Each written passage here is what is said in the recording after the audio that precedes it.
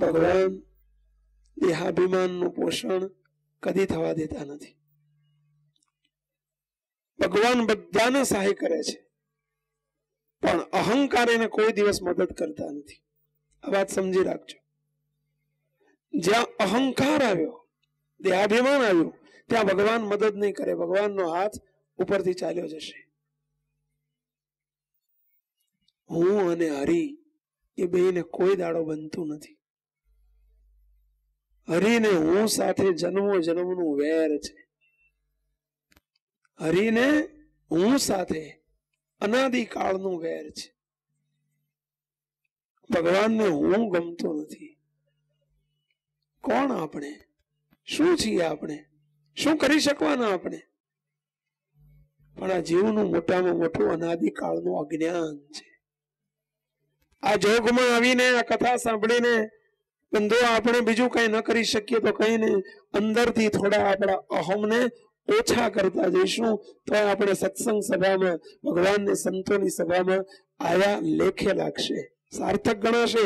આપણા 5, 10, 25, 50 રૂપિયાનો ખર્ચો કરીને આવ્યા છો. હું જોઉં છું કેટલા દૂર દૂર ગામથી પણ આવ્યા છે. છેક પાટડીથી આવ્યા છે, લીમડીથી આવ્યા છે, આજુબાજુના ગામોમાંથી પણ આવ્યા છે. 5, 50 રૂપિયાનો તમે ખર્ચ કર્યો છે, અડધો દાડો તમે ભાગ્યો છે. એ આપણું બધું લેખે લાગશે. શું કરવાનું છે આપણે? કરી કરીને આપણે બીજું શું કરવાના? એટલું સમજણમાં દ્રઢ કરીએ કે હું કરી શકવાને કઈ તાકાતવાન જ નથી. મારાથી સૂકું પાન પણ ન ભાગે. હું જે કરું છું ભગવાન મને નિમિત્ત કરે છે. કરનારા સ્વયં પ્રભુ છે. માણસ જાણે મેં કર્યું, પણ કરતલ દૂજો કોઈ, આદરેલા અધૂરા રહે. અરે ભલા માણસ હરી કરે સો હોય, ભગવાન કરે થાય. આપણાથી કશું જ ના થાય. આ ભાવ ક્ષણે ક્ષણે, પળે પળે, તમે ધંધો કરો, નોકરી કરો, વ્યવહાર કરો, સમાજનું કામ કરો કે સત્સંગની સેવા કરો, પરંતુ આ સંકલ્પ હંમેશા રાખજો કે હું કંઈ જ ન કરી શકું, ભગવાન મને કરાવે છે. ભગવાન મને સેવાનો યોગ આપે છે. ભગવાન મને નિમિત્ત કરે છે. ભગવાન મને કંઈક લાભ આપી રહ્યા છે.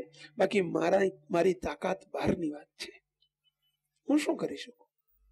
આપણે શું કરી શકીએ? અને તો જ આપણું કરેલું ભગવાન સુધી પહોંચશે. નહીતર વચ્ચે સદગુરુ વૃંદાવન સ્વામીએ વાતોમાં લખ્યું છે કે જેમ ગામડાની અંદર પેલા કોઠલા હતા, કોઠલા હજુ ઘણા ગામમાં હશે, ઘરની અંદર કોઠલો હોય, પછી ટાંકા થઈ ગયા, પેલા પાંજરા થઈ ગયા, પણ રોજનું જે દહીં, દૂધ કે કઈ હવાર હજ કઈક વધેલા રોટલા બોટલા હોય એ લોકો શામાં મૂકતા? પેલા કોઠલામાં મૂકતા. સ્વામીએ જૂના જમાનાની વાતમાં એક લખ્યું છે, સ્વામી કે એ કોઠલામાં બિલાડું બેહી ગયું હોય તો બેઠું બેઠું બધું ખાઈ જાય. દૂધ ને, દહીં ને, ઘી ને, રોટલો ને બધું ચાટી જાય, અંદર કઈ રહેવા ના દે. એમ આ હું રૂપી બિલાડો જો અંદર બેહી ગયો ને તો કરેલું બધું ખાધા કરશે. આપણે જે કઈ કરીએ ને એ બધું ઠેકાણે પાડી દે. અને દરેકમાં પેઠો હોય છે, વધતા ઓછા પ્રમાણમાં. કોઈના કોઠલામાં નાનું બિલાડું બેઠું હોય, કોઈના કોઠલામાં મોટો બિલાડો બેઠો હોય, કોઈના કોઠલામાં છેવટ બચ્ચું તો હોય જ. બચ્ચું એટલે સમજાય ને, બિલાડીનું બચ્ચું તો હોય જ. એ બગાડે તો ખરું જ. મહેરબાની કરીને આપણે બિલાડાને કાઢવો. આ સત્સંગનું મૂળ છે. આ સત્સંગનો મોટામાં મોટો પાયો છે. મુક્તાનંદ સ્વામીએ મહારાજને રાજી કરવાના ઉપાય બતાવ્યા 4 પદમાં. એમાં પહેલી જ આ વાત કરી કે સાંભળ બેની હરી રીઝાની રીતડી. મહારાજ આપણને સૌને કહે છે કે હે ભક્તો, મુક્તાનંદ સ્વામી કીર્તનમાં કહે છે, હે ભક્તો, ભગવાનને રાજી કરવાની હું રીત બતાવું. ધ્યાનથી સાંભળ. ભગવાનને રાજી કરવા છે ને તો એની હું રીત બતાવું કે સાંભળ બેની હરી રીઝાની રીતડી, મોહન વરને માન સંગાથે વેરજો. વેર શબ્દ લખ્યો. એટલે ભગવાનને આપણે કોકની જોડે વેર હોય, ભગવાનને કોઈની જોડે વેર હોય ખરું? અહીં મુક્તાનંદ સ્વામી કે ભગવાનને વેર છે. મોહન વર કહેતા ભગવાન એમને વેર છે. કોની જોડે વેર? એટલે આપણે વેરઝેર હોય, ભગવાનને વેરઝેર હોય. ભગવાનને કોઈની જોડે વેર નથી, કોઈનો વિરોધ નથી. ભગવાન સૌને વાલ જ કરે, પરંતુ ભગવાનને એકની જોડે વેર છે. કોની જોડે વેર છે પેલા? માનની જોડે વેર છે. માન, દેહાભિમાન, અહમની જોડે ભગવાનને બહુ મોટું વેર છે. મોહન વરને માન સંગાતે વેર જો. પછી આગળ શું કહે છે મુક્તાનંદ સ્વામી કે સાધન સર્વે માન બગાડે પડવિશે. સાધન કર્યા હોય તપ જપ માળા વ્રત યજ્ઞ દાન આ બધા સાધન છે. એ સાધન સર્વે માન બગાડે પડવિશે. જેમ ભળ્યું સાકરમાં અહીં ઝેર, દૂધ સાગરમાં અહીં ઝેર જો. ગમે એટલો દૂધ પાક બનાવ્યો હોય પણ ઝેરનું ટીપું પડે અને એ જેમ બધું બગાડી નાખે એમ આપણું કરેલું બધું ધૂળ ધાણી કરી નાખ્યો. આપણે જાણીએ છીએ કે આ ધૂળ ધાણી થઈ જાય તોય પણ મારું અંદર ઉઠ્યા વગર રહેતું નથી, તો અંદર સંકલ્પ થયા વગર રહેતા નથી. અને આ એક દાડાનું કામ નથી. એ તો બહોત દિન જબ હોત સત્સંગા તબ હોતા હૈ એ સબ સંશય કા ભંગા. આ બધા અનાદિકાળના સ્વભાવ પ્રકૃતિઓ આ એક દાડે ન ટળે. બહુ દાડા સુધી સત્સંગે કરીને સમજણનો દ્રઢાવ થતો જાય, અહમ શૂન્ય અવસ્થામાં આવતો જાય, પ્રભુના સત્પુરુષનો સત્સંગનો મહિમા સમજતો જાય કે આ જોડામાં બેસવાનું પણ ક્યાંથી મળે તો એને કોઈ પ્રકારનો અહમ ન રહે, કોઈ પ્રકારનો સંકલ્પ ન ઉઠે. સદગુરુ સચ્ચિદાનંદ સ્વામી હતા શ્રીજી મહારાજની હયાતીમાં. એક દાડો સચ્ચિદાનંદ સ્વામીને સ્વામિનારાયણ ભગવાન કે સચ્ચિદાનંદ સ્વામી હું તમને સત્સંગમાંથી કાઢી મૂકું તો તમે શું કરો? મહારાજ પૂછે સ્વામી હું તમને સત્સંગમાંથી કાઢી મૂકું તમે શું કરો? સચ્ચિદાનંદ સ્વામી હાથ જોડીને કે મહારાજ તમે કાઢી મૂકો તો એમ કે હું જતો ના રહું તો તમે કરો શું? પણ મહારાજ હરિભક્તોના અને સંતોના જોડામાં જઈને બેહો, ત્યાં બેહવાનું પણ મને મળે ક્યાંથી દયાળુ, પણ તમારા અને તમારા સંતોના જોડામાં બેહવાનું ઉચિત માનીને ત્યાં પડ્યો રહો દયાળુ, પરંતુ સત્સંગને ના છોડું. સાંભળજો, સ્વામિનારાયણ ભગવાન પાછા પૂછે છે સચ્ચિદાનંદ સ્વામી પણ તમને હું જમવા જ ના આપવા દઉં, તમને ખાવાનું જમવાનું જ ના આપવા દઉં તો તમે શું કરો? એક દાડો બે દાડા ભૂખ્યા બેહી રહો? અરે મહારાજ આ સંતોનો એઠવાડો હોય ને સંતોના પથ્થર ધોયેલું પાણી એ પીને પડ્યો રહું, પરંતુ આ સત્સંગમાં રહેવાનું ક્યાંથી મળે? આટલો જો મહાત્મય સમજાય તો એને કોઈ અહમ ના આવે. હું કરું છું, મેં કર્યું, મારાથી જ થાય. એટલે આપણે કઈ વાડીના મૂળા શું છીએ આપણે કે આપણને આ સંકલ્પ ઉઠે છે? ભૈયા ભગવાન ઘડીકમાં સ્વિચ ઓફ કરી નાખે, ભલે ભલાના હાથલા વેરી નાખ્યો. માટે એ સંકલ્પ કોઈ દાડો કરવો જ નહીં. અહીંયા વાત ચાલી રહી છે, હરભમ સુતાર ભુજ આવી રહ્યા છે અને ભુજ આવતા આવતા રસ્તામાં એક જ સંકલ્પ, બસ હું મહારાજને આટલું બધું હાલીને જઉં છું તો મહારાજ મને એ આગળ બેહાડશે, મહારાજ મારા વખાણ કરશે, મારી પ્રશંસા કરશે. આ બધા સંકલ્પે બરાબરના ચડી ગયા છે. અને ભગવાન તો અહમથી દૂર રહે છે, છેટા રહે છે અને આપણને રાખે છે. સ્વામિનારાયણ ભગવાનના દર્શન કરવા આવ્યા, હરભમ સુતાર જય સ્વામિનારાયણ કરીને બેસવા જાય, આગળ દંડવત કર્યા. મહારાજ જય સ્વામિનારાયણ. મહારાજ આડું જોઈને જય સ્વામિનારાયણ કે બોલ્યા નહીં કઈ. મોટા હરિભગત હતા. સ્વામિનારાયણ ભગવાન એટલું ન કહ્યું કે આગળ બેહો, કારણ કે અંદર પેલી અપેક્ષા હતી ને હું જઈશ એટલે મને આગળ બેહાડશે. ભગવાન કાયમ કહેતા કે માગે ત્યાંથી ભાગે અને જે ત્યાગે એની આગે.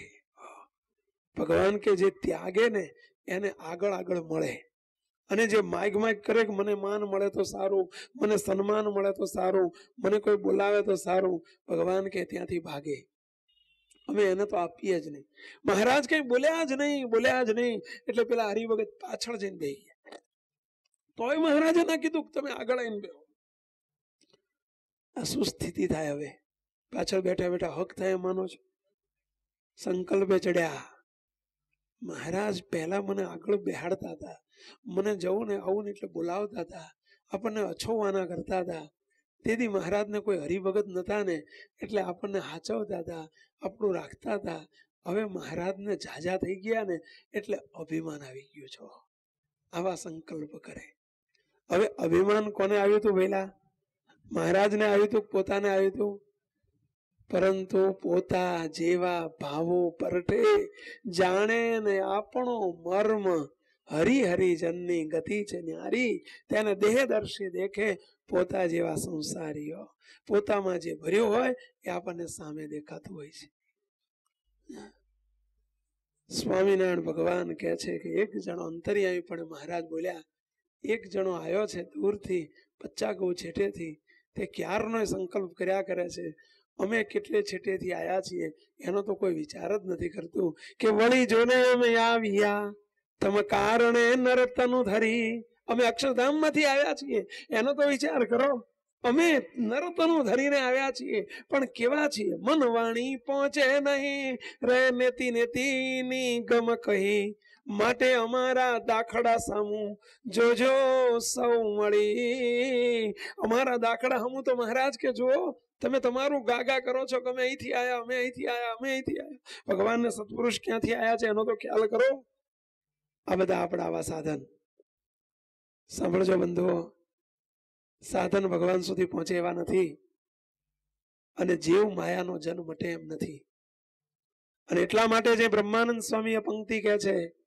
કે માયાનો જન તો જ મટે માયાનો જન તો જ મટે તો જ શબ્દ વાપર્યો છો તો જ મટે બીજો કોઈ ઉપાય નહીં એનું નામ તો જ કે માયાનો જન તો જ મટે જો હરિજન શરણે જાય હરિજન એટલે ભગવાનના ઘેરથી આવેલા જન ભગવાનના જન જેના રૂવાડે રૂવાડે ભગવાન હોય જેના શબ્દમાં ભગવાન હોય જેની વાણીમાં ભગવાન હોય જેની દ્રષ્ટિમાં ભગવાન હોય જેના બોલનારા ભગવાન હોય જેના ચાલનારા ભગવાન હોય જેના સ્પર્શમાં અને સંબંધમાં ભગવાન જ હોય જેને મતે ભગવાન સિવાય બીજું કાંઈ રહ્યું ન હોય એવા જન એ હરિજન કહેવાય સાંભળજો અને એ માયાનો જન તો જ મટે જો હરિજન શરણે જાય ભગવાનના એવા શરણે જાય અને મોટા પુરુષ જ્યારે હાથ ચાલે ભગવાનને સત્પુરુષના શરણે ગયા એટલે પાપ પુણ્ય સર્વે ન તો બાળ્યા કર્મ અનેક જન્મ ન ટાળ્યા ખાતા વળી ગયા ખાતા વાળી નહીં કે હો કે ખાતા વળી ગયા કે ખાતા વળી ગયા કરી પૂરી દયા પૂરી દયા કરીને આપણા ખાતાને ચૂકતે કરી નાખ્યા કે તારું 1 જન્મના 2 જન્મના 5 જન્મના અનંત જન્મના તારા ખાતા ચૂકતે કરી નાખે છે ભગવાનને સત્પુરુષના શરણે જાય એટલે માયાનો જીવ નથી રહેતો હવે કોનો બની જાય છે ભગવાનનો તું હવે ભગવાનનો જેમ તલાટી જોડે જાઓ એટલે તમારી એન્ટ્રી બદલી આપે તમે દસ્તાવેજ કર્યો હોય ને ભેડા એટલે ઓલાના ખાતેથી તમારા ખાતે કરી આપે આ તલાટીનું કામ અને સત્પુરુષનું શું કામ ભેલા આ જ ધંધો સત્પુરુષ કરે શું ધંધો કે માયાના જીવને ટ્રાન્સફર કરી અને એન્ટ્રી ટ્રાન્સફર કરીને ભગવાનના ચોપડામાં એનું ખાતું પડાવી દે કે હવે તો ભગવાનનો થયો આ સત્પુરુષનું કામ સાંભળજો અને એટલે કહ્યું કે માયાનો જન તો જ મટે બીજો કોઈ ઉપાય નથી એવા ભગવાનને સત્પુરુષના શરણે જીવ જાય છે ત્યારે એને જીવાત્માને ખાતા ખોટના ખાતા વાળીને ભગવાન એને સાધનની સમાપ્તિ કરાવી નાખે છે સાધનની સમાપ્તિ કરાવે સત્પુરુષ સાંભળજો સાધન કરાવે સાધુ સાધન પહોંચાડે ભગવાન સુધી પહોંચાડે સંત અને સાધનની સમાપ્તિ કરાવી નાખે એનું નામ સત્પુરુષ કે જે સાધન પૂરું કરી નાખે બસ તારું પૂરું ઘણું કર્યું તે હવે કરવાનું નથી બસ હવે તું જે કરે રાજીપા માટે મોક્ષ માટે નહીં કલ્યાણ માટે નહીં ભગવાન સ્વામિનારાયણે પોતે લખ્યું પ્રથમના 72માં વચનામૃતની અંદર ભગવાન કે જેને મહાત્મા સહિત ભગવાનનો નિશ્ચય હોય એના કેવા લક્ષણો હોય અને ત્યાં લખ્યું છે પ્રથમના 72માં જેને ભગવાનનો મહાત્મય સમજાણું હોય એને એમ જ વર્તે કે મારા દર્શન કરે મારી વાત સાંભળે એનો પણ કલ્યાણ થાય તો મારા કલ્યાણનું બાકી તો રહે જ શાનું વેદો એને એનો આનંદ વર્તે કે મારો ઈ પોતે એક જ પ્રભુના કેફમાં વર્તે મને પ્રભુ મળ્યા છે ભગવાન મળ્યા છે કરોડપતિ બાપનો દીકરો છું હું ભિખારી ન હોઈ શકું આ તો મને પેલી પહેલાની કુટેવ પડી છે બાકી હું ફાટલા લેંઘા પહેરું છું બાકી હું કરોડપતિ બાપનો દીકરો છું એને અખંડ આનંદ વર્ત્યા કરે સાંભળજો અને એને એમ વર્તે કે મારા દર્શન કરે એનું જો કલ્યાણ થાય તો મારા કલ્યાણનું અધૂરું તો રહે જ શાનું એટલો સત્પુરુષના સંબંધે કરીને એનો એટલો પ્રતાપ આવે આવે છે, એને એટલો પાવર આવે છે. સાંભળજો. અને સત્પુરુષ જ સાધનની સમાપ્તિ કરાવી શકે કે તારા ખાતા ચૂકતે. હવે તું જે કરે છે, સાધન કરે છે, તપ કરે, જપ કરે, વ્રત કરે, યજ્ઞ કરે, એ બધું કરે, પણ એનું ચૂકતે કરનારા ન મળે ત્યાં સુધી ચૂકતે થાય નહીં અને મૂર્તિના સુખની પ્રાપ્તિ થાય નહીં. સાંભળજો.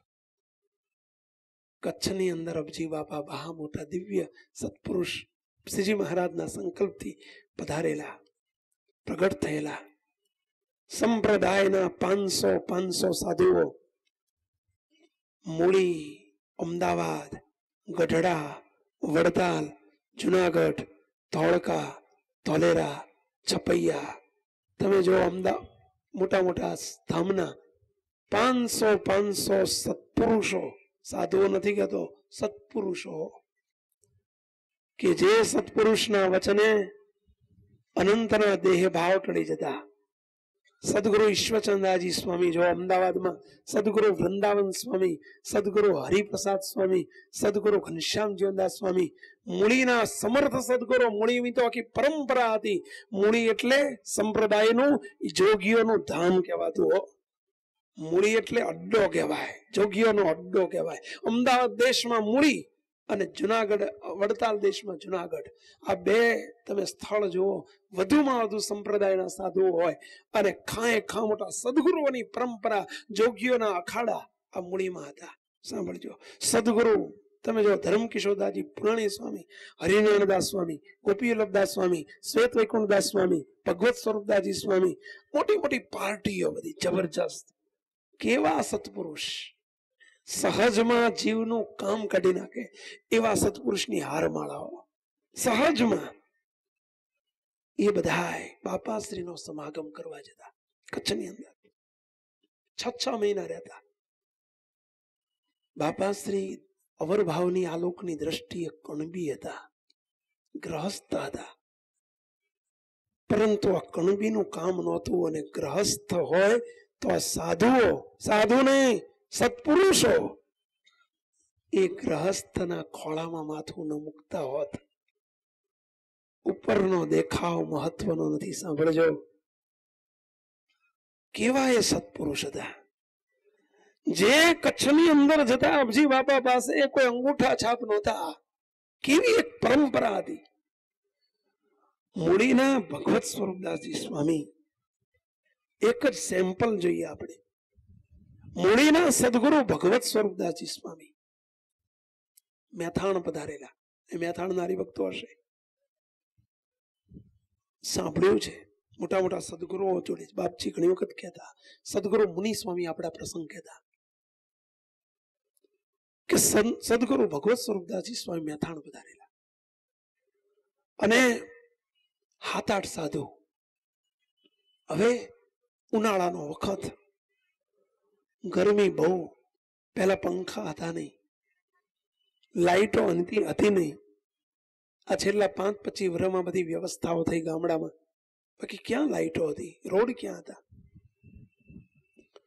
હવે બન્યું એવું કે સંતો બધા 8-10 સાધુ, અને રાતે બાફ ખૂબ થાય, ગરમી બહુ થાય અને મચ્છર પુષ્કળ, બહુ મચ્છર. એક બાજુ ગરમી ને એક બાજુ મચ્છર. જો હમણાં ઠંડી હોય ને તો શું કરાય, ઓઢીને હોઈ જાય તો ભાઈ મચ્છર તો ના કરડે, પણ ઓઢવા જાય તો બફાઈ જાય. ઉઘાડા રે તો મચ્છર તોડી ખાય.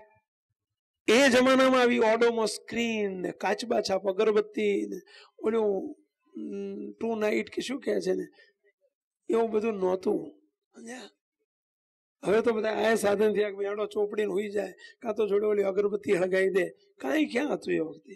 અને મચ્છરદાની હોય ગામડામાં, આટલી બધી 8-10 સાધુની મચ્છરદાની લાવી ક્યાંથી? સ્વામી જોડે, સ્વામી માટે એક મચ્છરદાની. હરિભગત એક કોરી લઈ આવેલા, એટલે પેલા ભગવત સ્વરૂપદાસજી સ્વામી માટે, મોટા સ્વામી માટે બાંધે. હવે બીજા સાધુ બિચારા બહુ હેરાન થાય. હવે 15 દાડા સાધુ પેલા રહેતા ગામડે. હવે 15 દાડા કાઢવા કેવી રીતે? કેવી રીતે આ સમય કાઢવો? રાત પડે ને તોબા હોય મારા બાપ, મચ્છર તોડી ખાય. આવા ડાંગ જેવા મચ્છર મોટા, માખ્યો કરતા મોટા. અને ઉનાળો, ગરમી પુષ્કળ. કરે શું? 2-4 દાડાથી આખી રાત સંતોનો ઉજાગરો થાય. સંતો એક દાડો કંટાળ્યા, રાતે 12-1 વાગે બધા હુઈ ગયા હતા. વિચાર કર્યો કે લાવો ને નદીમાં જઈને, હુકી નદી કે તલાવ જે કઈ બહુ ખ્યાલ નથી, પણ ત્યાં જઈને આપણે જઈને બહાર રેતીમાં જઈને હુઈ જઈએ. ઠંડી રેતી હોય તો જરા હુઈએ, ઠંડી રેતી હોય તો ઓઢાય તો ખરું, તો મચ્છર તો ઓછા કરડે. એમ કહીને રાતે 12-1 વાગે ઉઠી અને જતા રહ્યા નદીએ.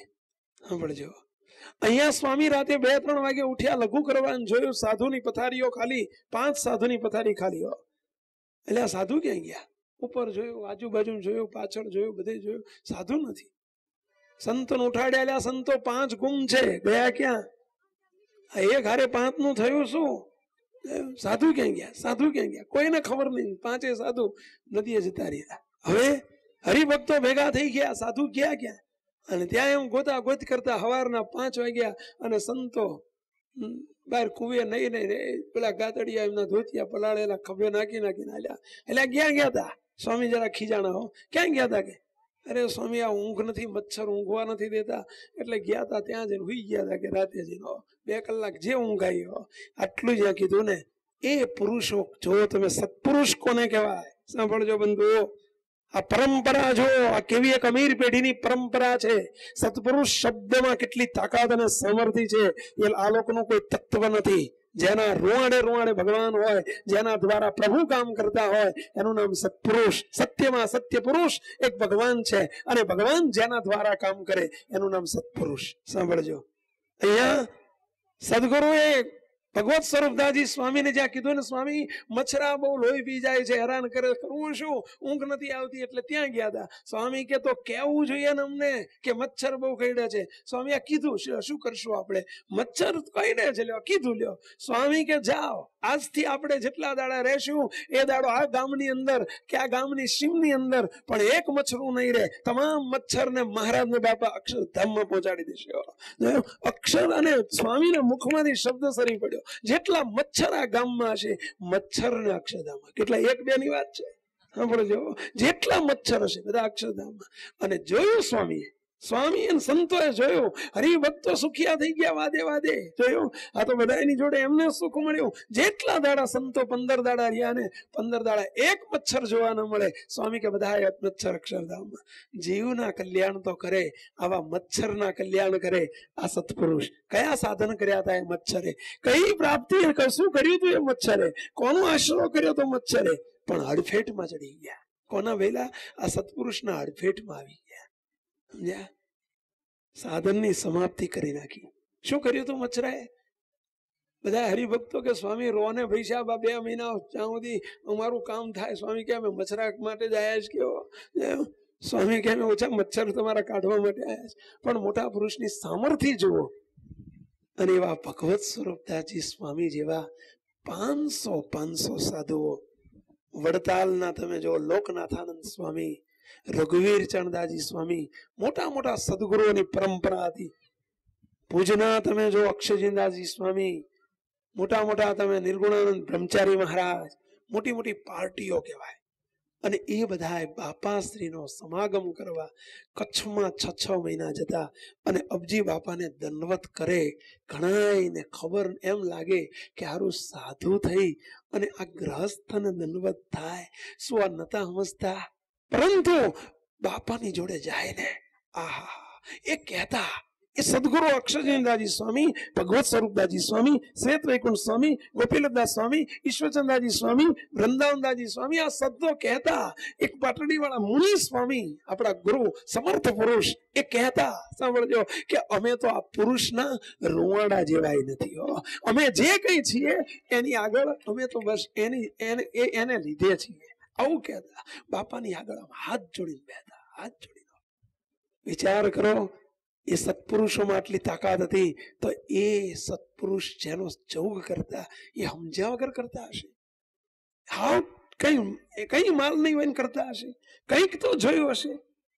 આવા સમર્થ બાપાશ્રી, એમનો એક પ્રસંગ છે.